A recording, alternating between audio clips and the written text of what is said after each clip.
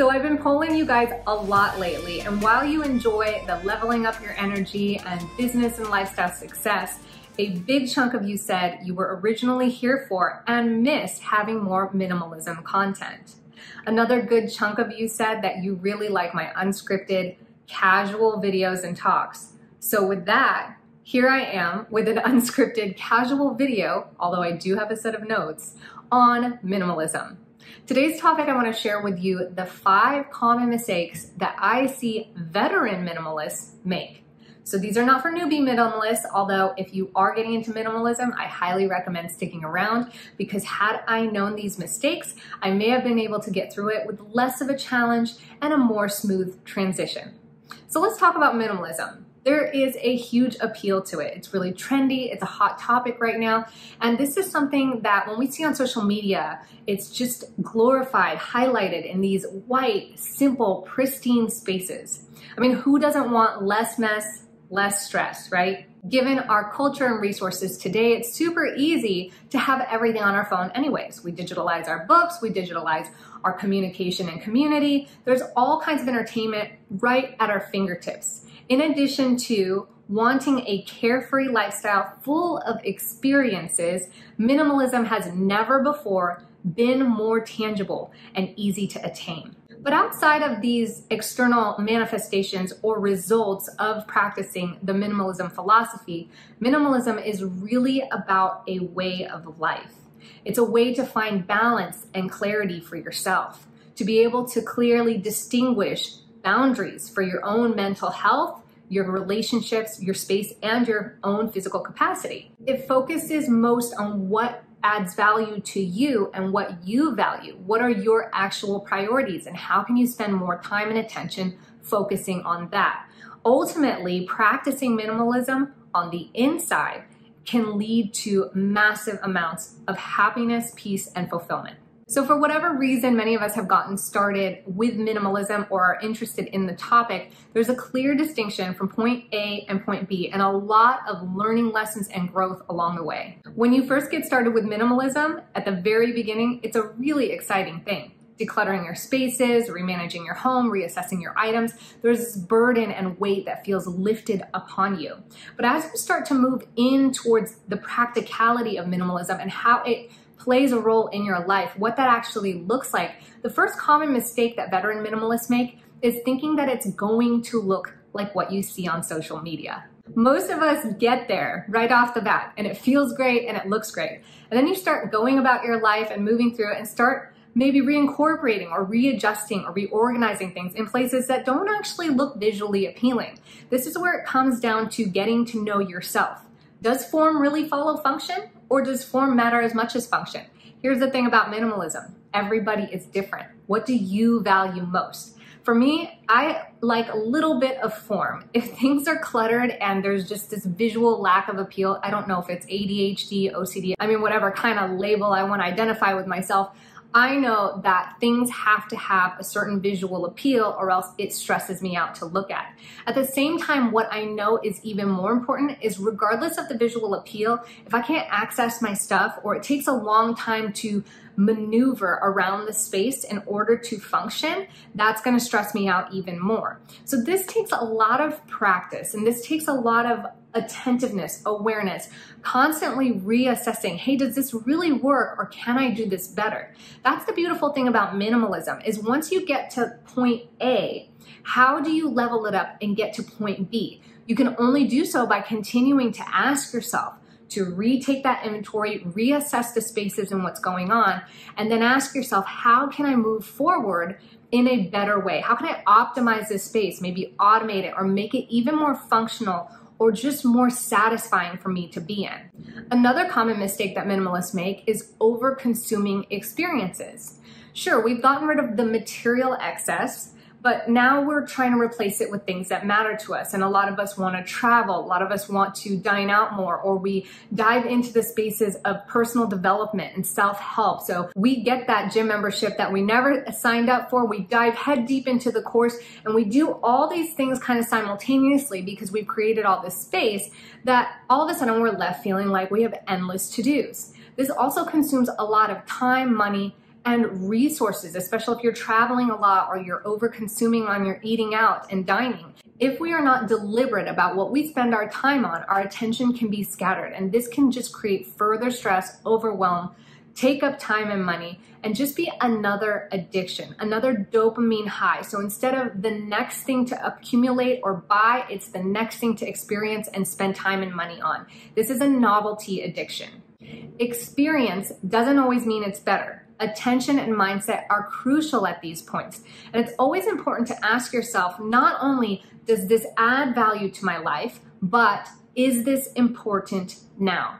There's this common phrase, and I totally forget where it comes from. So if you know where it is, please help remind me by sticking in the comments below. But the acronym for WIN, W-I-N, is what's important now. This has revolutionized my life because so many things can be important to me. So many things can add value to us. And that's the beauty of the space that we live in now. But because our time and attention is so limited, it's really important that we dissect and protect where our time and attention goes. Otherwise, we get spread too thin. And so this kind of leads into mistake number 3 that veteran minimalists make, and that's failing to recognize that time is limited.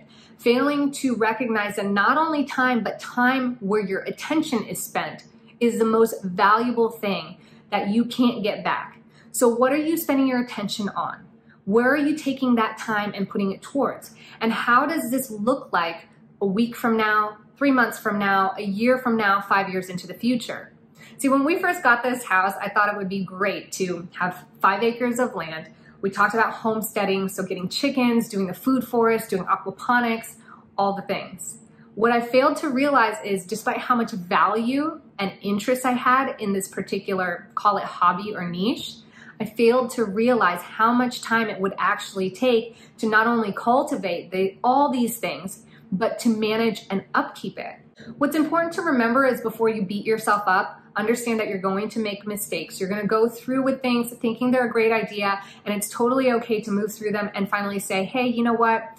This wasn't exactly what I thought it would be, or maybe this is too much. I'm extending myself and it's time to pull back. Despite the fact that you've already chosen to invest this far into it. It takes a lot of honesty and a lot of humility to be able to identify that point and turn away. But once you do, you realize this is practicing minimalism in its most advanced form.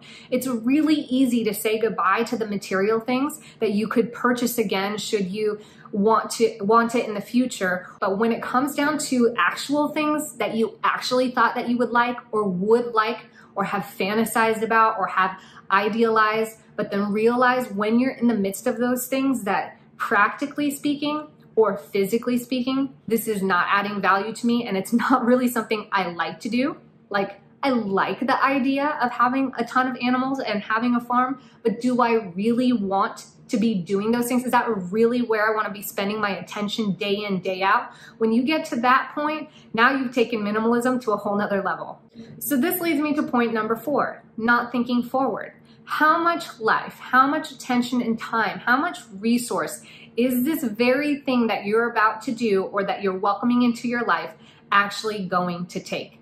Like I said, it's hard to quantify sometimes. You don't realize until you get into it. And then it takes you being a bigger person and stepping up to your honest self and saying, you know, this is not what I want anymore. The truth is, once you eliminate all the things in your life and come down to your experiences, you're going to fall in love with all of it. There's so many beautiful things to experience in this life. There is no doubt about that. I mean, I can go on forever and dive head deep into so many things that would just be exciting and so much fun to fill my space and time with. So what it comes down to is priorities. A lot of times with my clients and in my course, we come down to about 5 major priorities that blankets or overlaps and encompasses the entirety of a person's life. When you can identify these 3 to 5 things that are most important to you, life gets really simple and it gets super clear what your North Star is in terms of what you should or shouldn't allow into your life. And this takes a lot of digging and self-awareness and implementing and repivoting and reevaluating and going through the process over and over and over again. It's why I created the Everyday Vacation course. But one of the simplest ways ways that you can start doing this with yourself right now is to ask yourself, is this really the problem I want to be having? Going back to homesteading and wanting to raise my own farm, I had to start to ask myself, can I really see myself waking up at the crack of dawn to feed the pigs, scrape out the horse stalls, let out the chickens, check on the garden, then be seeding and sowing and watering, and then figuring out how to evade pests or make a more balanced ecosystem for my garden? Is this a problem I really wanted to have every single day? Or were there other problems that I would prefer? It's not that that problem in and of itself was negative or something I didn't like. I love the idea of homesteading and farming. However, is this the utmost? Is this the highest problem I really want to be having right now? Or do I want to have problems like what my kids need to do for school, or what we want to do for family time, or how I want to help other women or other people out in the world, what I want to contribute to my community? So it comes down to asking yourself, what problems do you really want to have? And this is a call to Mark Manson's book, The Subtle Art of Not Giving an F. Really, really good book if you haven't read that. This boils it down to really understanding how your time and attention is limited and identifying exactly what problem you actually want to have, because all of it requires us to solve problems. Regardless of what we're doing, as much as we enjoy it, there are problems that we have to solve in doing this. So identifying that one key thing is going to allow you to streamline your focus and energy and not overwhelm yourself with experiences that are going to require more attention and resources down the line. Last but not least, the most common mistake veteran minimalists make is not knowing your basics. Your basics are your values, needs, priorities, and preferences. I'm gonna bring this example to when I first started minimalism. I remember when I used to shop, I'd go into a store and I would look at things and be like, that's cute, I want that, that looks nice, I'll have that. And I would come out of the store with all this stuff that I didn't need. And then what I realized is when I brought it home into my closet, the tags wouldn't even come off, because the truth is, despite that it looked cute on the rack, it wasn't something that I preferred on my body. So understanding what your values are, what your priorities are, what your actual needs are, as well as your preferences, helps you really narrow down your focus to the things that are most important to you. When you know yourself and you meet these basics, your basics that help you thrive, that keep you balanced, that keep you sane, that make you happy, not only does life get easier and more streamlined, it becomes more enjoyable without having to have it all. If you have this effect of feeling like it's very difficult and very hard because you keep reaching for things outside of yourself, whether it's materialism or over-consuming experiences or just the next thing, then oftentimes what that tells me is that you don't really understand who you are at the core and what makes you tick. So you're trying to find, it's kind of like when you're not getting enough nutrients in your diet and you feel consistently hungry and like you're full, but you feel hungry because your body's not getting the nutrients it needs. When you're not giving yourself the things that it takes for you to thrive and feel fulfilled, you're going to start reaching out in life. You're trying to meet that need without actually knowing what you're trying to meet. So when you know what you want, for instance, I know I love luxury vehicles. I do love the luxury spaces. When I get into them, I'm just like, oh, this is so nice. But what I know most about myself is I do not want to stress about it. I want to be able to come home from the beach, throw my towels in the car, get in with my bathing suit, and not worry about if my kids eat in the car.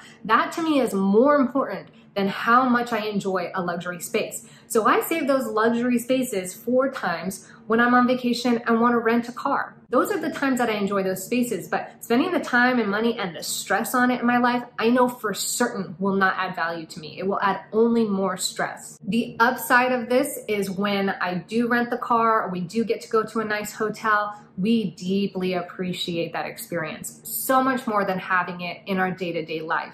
So having this level of awareness is super key when it comes to deepening your growth and your journey into minimalism, and also accessing even more benefits from this way of life.